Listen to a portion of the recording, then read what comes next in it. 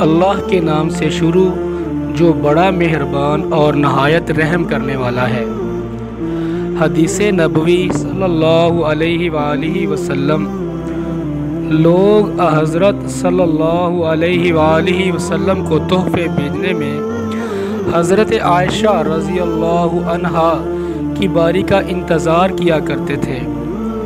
حضرت عائشہ رضی اللہ تعالی عنہا کہتی ہیں کہ میری سوکنے سب ام سلمہ رضی اللہ تعالی عنہا کے پاس گئیں اور ان سے کہا، اللہ کی قسم لوگ جان بوجھ کر اپنے تحفے اس دن بیچتے ہیں جس دن حضرت عائشہ رضی اللہ تعالی عنہا کی باری ہوتی ہے۔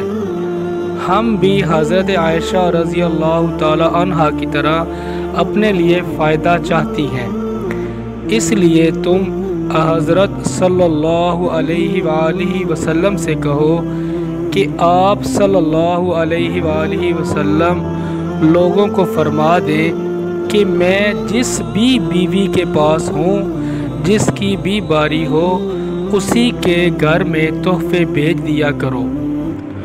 ام سلمہ رضی اللہ تعالی عنہا نے یہ بات حضرت صلی اللہ علیہ وآلہ وسلم کے سامنے بیان کی۔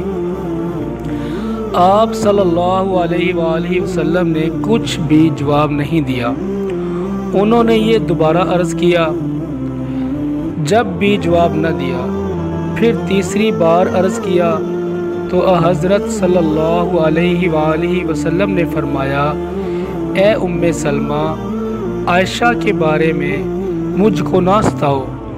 اللہ کی قسم تم میں سے کسی بیوی کے الحاف میں جو میں اوڑھتا ہوں سوتے وقت مجھ پر وحی نازل نہیں ہوتی۔